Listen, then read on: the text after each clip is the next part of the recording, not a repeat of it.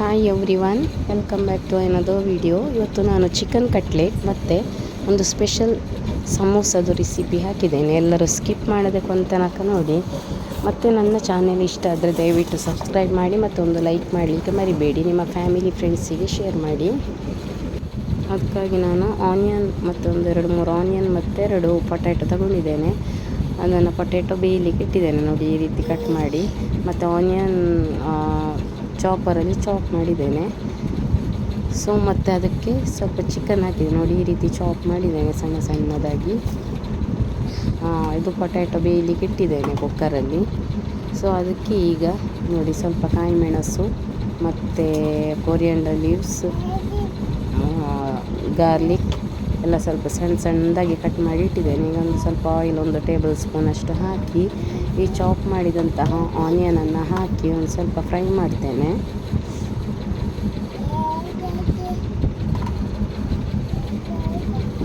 ಅದಕ್ಕೆ ಹಾಕಿ ಎಲ್ಲ ಒಟ್ಟಿಗೆ ಹಾಕಿದ್ದೇನೆ ನೋಡಿ. ಕೊರಿಯಂಡರ್ ಲೀವ್ಸ್ ಮತ್ತು ಕರಿ ಲೀವ್ಸ್ ಮತ್ತು ಗ್ರೀನ್ ಚಿಲ್ಲಿ ಎಲ್ಲ ಕೂಡ ಒಟ್ಟಿಗೆ ಮಿಕ್ಸ್ ಮಾಡಿ ಫ್ರೈ ಮಾಡ್ತಾ ಇದ್ದೇನೆ. ಸ್ವಲ್ಪ ಸಾಲ್ಟ್ ಕೂಡ ಹಾಕಿ ಫ್ರೈ ಮಾಡುವಾಗ.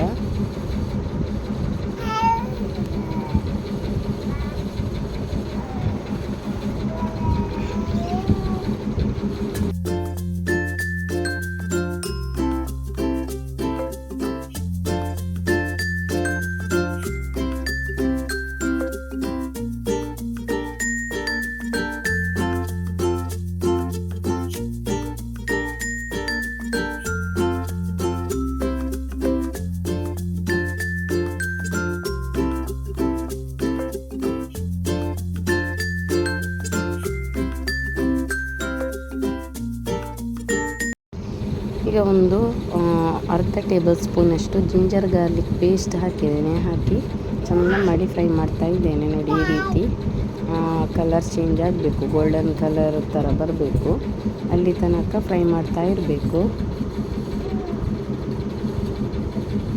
ಇದಕ್ಕೆ ಪೌಡರ್ಸ್ ಹಾಕಿದ್ದೇನೆ. 1 ಟೇಬಲ್ ಸ್ಪೂನಷ್ಟು ಚಿಕನ್ ಮಸಾಲ, ಅರ್ಧ ಟೀ ಸ್ಪೂನಷ್ಟು ಅರಿಶಿನ ಪುಡಿ ಮತ್ತು ಅರ್ಧ ಟೀ ಸ್ಪೂನಷ್ಟು ಗರಂ ಮಸಾಲ, ಮತ್ತೊಂದು ಅರ್ಧ ಬೇಕು ಅಂತ ಹೇಳಿದರೆ ಮಾತ್ರ ಅರ್ಧ ಟೀ ಸ್ಪೂನ್ ಪೆಪ್ಪರ್ ಹಾಕಬೇಕು. ಹಾಕಿ ಎಲ್ಲ ಒಟ್ಟಿಗೆ ಮಿಕ್ಸ್ ಆಗೋ ತನಕ ಫ್ರೈ ಮಾಡಿ. ಲೋ ಫ್ಲೇಮಲ್ಲಿ ಇಡಬೇಕು ಇವಾಗ ಫ್ರೈ ಮಾಡುವಾಗ. ನಾನ್ ಸ್ಟಿಕ್ ಕೂಡ ತಗೊಳ್ಬೋದು ಅದರಲ್ಲಿ, ಆದರೆ ತಳಭಾಗದಲ್ಲಿ ಅದು ಹಿಡಿದುಕೊಳ್ಳೋದಿಲ್ಲ ಮತ್ತು ಅದು ಅಷ್ಟು ಟೇಸ್ಟಿಸಲ್ಲ ಮತ್ತು ಹೆಲ್ತಿಗೆ ಕೂಡ ಒಳ್ಳೆಯದಲ್ಲ ಅಂತ ಹೇಳ್ತಾರೆ. ಅದರ ಹೊರಗಿನ ಕೋಟಿಂಗ್ ನಮ್ಮ ಹೆಲ್ತಿಗೆ ತುಂಬ ಹಾನಿಕಾರಕ ಅಂತ ಹೇಳ್ತಾರೆ. ಸೊ ಈಗ ನೋಡಿ ಪೊಟ್ಯಾಟೊ ಮ್ಯಾಶ್ ಮಾಡಿ ಇಟ್ಟಿದ್ದೇನೆ. ಈಗ ಎಲ್ಲ ಕೂಡ ಮಸಾಲೆ ಮತ್ತು ಪೊಟ್ಯಾಟೊ ಮ್ಯಾಶ್ ಮಾಡಿದಂತಹ ಪೊಟ್ಯಾಟೊ ಮಿಕ್ಸ್ ಮಾಡಿದ್ದೇನೆ.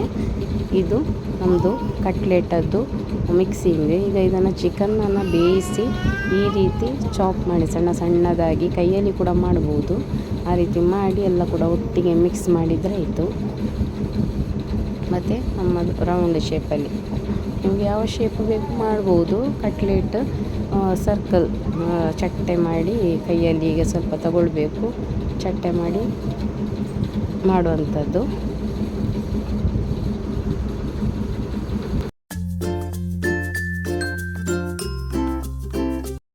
ಈಗ 1-2 ಎಗ್ ತಗೊಂಡಿದ್ದೇನೆ ಮತ್ತು ಬ್ರೆಡ್ ಕ್ರಮ್ಸ್. ನಾವು ಈ ರೀತಿ ಈಗ ನೋಡಿ ಈ ಶೇಪಲ್ಲಿ ಮಾಡಿ ಇದನ್ನು ಮೊಟ್ಟೆಯನ್ನು ಮಾಡಿಟ್ಟಿದ್ದೇನಲ್ಲ, ಅದಕ್ಕೆ ಬೇಕಾದರೆ ಟರ್ಮರಿಕ್ ಪೌಡರ್, ಬೇಕಾದರೆ ಪೆಪ್ಪರ್ ಸ್ವಲ್ಪ ಹಾಕ್ಬೋದು. ಅದನ್ನು ಅದಕ್ಕೆ ಡಿಪ್ ಮಾಡಬೇಕು. ಡಿಪ್ ಮಾಡಿ ಬ್ರೆಡ್ ಕ್ರಮ್ಸಲ್ಲಿ ಮಿಕ್ಸ್ ಮಾಡಿ ಇಟ್ಟಿರುವಂಥದ್ದು. ಇಟ್ಟು ಸ್ವಲ್ಪ ಆಯಿಲ್ ಹಾಕಿ ಡೀಪ್ ಫ್ರೈ ಕೂಡ ಮಾಡ್ಬೋದು, ಶಾಲೋ ಫ್ರೈ ಕೂಡ ಮಾಡ್ಬೋದು. ನಾನು ಶಾಲೋ ಫ್ರೈ ಮಾಡಿದ್ದೇನೆ, ಸ್ವಲ್ಪ ಆಯಿಲ್ ಹಾಕಿ ಮಾಡಿರುವಂಥದ್ದು.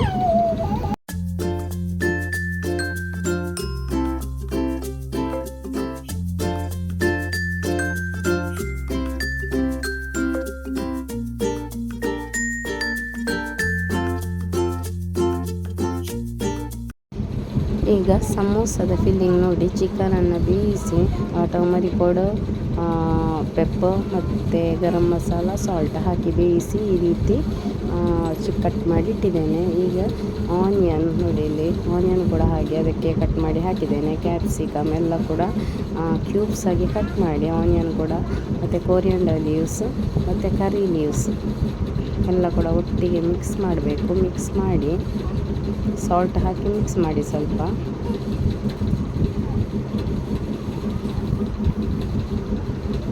ಇದಕ್ಕೀಗ ಮಸಾಲೆ ನೋಡಿ, ಅರ್ಧ ಟೇಬಲ್ ಸ್ಪೂನಷ್ಟು ಟೀ ಸ್ಪೂನಷ್ಟು ಗರಂ ಮಸಾಲ, 1 ಟೀ ಸ್ಪೂನಷ್ಟು ಚಿಕನ್ ಮಸಾಲ, ಅರ್ಧ ಟೀ ಸ್ಪೂನಷ್ಟು ಪೆಪ್ಪರ್ ಹಾಕಿ ಎಲ್ಲ ಕೂಡ ಮಿಕ್ಸ್ ಮಾಡಬೇಕು. ಇದನ್ನು ಬೇಯಿಸಲಿಕ್ಕಿಲ್ಲ, ಈ ರೀತಿಯ ಸಲಾಡ್ ಥರ ಮಾಡುವಂಥದ್ದು. ಮತ್ತು ಈಗ ಫಿಲ್ಲಿಂಗ್ಸ್, ಇದು ಸಮೋಸ ಫಿಲ್ಲಿಂಗ್ಸ್. ಸಮೋಸ ಹೀಗೆ ಮಾಡಿ ಅದಕ್ಕೆ ಫಿಲ್ ಮಾಡಿ ಇಟ್ಟರೆ ಆಯಿತು. ಈ ರೀತಿ ಅಷ್ಟೇ, ತುಂಬ ಟೇಸ್ಟಿ ಆಗ್ತದೆ. ಎಲ್ಲರೂ ಕೂಡ ಒಮ್ಮೆ ಟ್ರೈ ಮಾಡಿ, ಫೀಡ್ಬ್ಯಾಕನ್ನು ಕಮೆಂಟ್ ಬಾಕ್ಸಲ್ಲಿ ಹಾಕಲಿಕ್ಕೆ ಮರಿಬೇಡಿ. ಇನ್ನು ನೆಕ್ಸ್ಟ್ ವಿಡಿಯೋ ತನಕ take care, thank you, bye.